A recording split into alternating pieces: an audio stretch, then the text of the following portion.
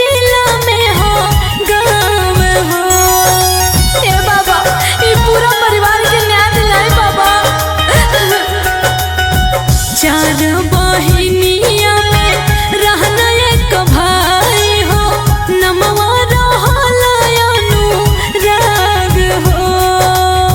सुखल बगिया में खिलल रहे फुलावा, जौनपुर जिला में हो गाँव हो। माई बाबू बिलखत बाड़े बिलखे बहिनिया हो, बिलखे बहिनिया हो। केहू नाही सुनेला पुकार ये योगी जी हो, केहू नाही सुनेला पुकार ये योगी जी हो।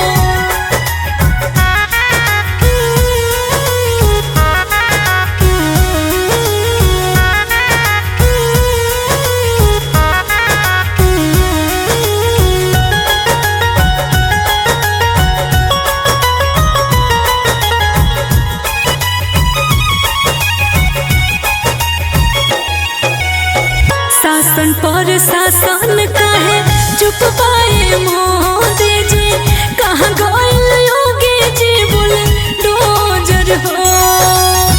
खुलेआम में घूमे पापी काटे गर्दनवा हो, कबई ने काउंटर करबा योगी जी। हे बाबा सब बर्बाद हो गए, कुछ नहीं के बचा। शासन पर शासन काहे चुप पाए मोदी जी, कहाँ गइल योगी जी बुलडोजर हो। खुलेआम में घूमे पापी काटे गर्दनवा हो, कबई ने काउंटर करबा योगी जी। माई बाप रोवे रोवे चारों बहिनिया हो, चारों बहिनिया हो।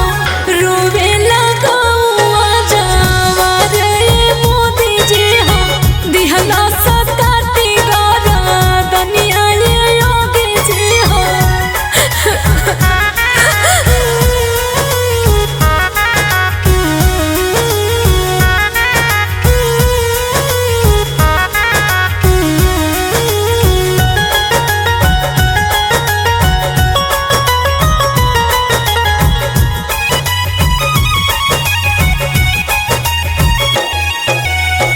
पूरा परिवार मांगे सबका से न्याय हो, पपियन के दे देता फांसी हो।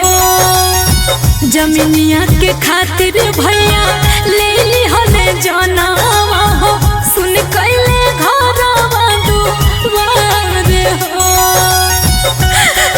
अपने माई बाप का इकलौता लाल रहले।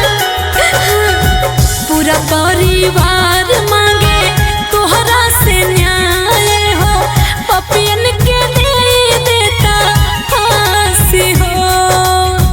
जमीनिया के खातिर भैया ले ली हले जनावा हो, सुन कैले घरवा दुआर हो। हाथ जोड़ी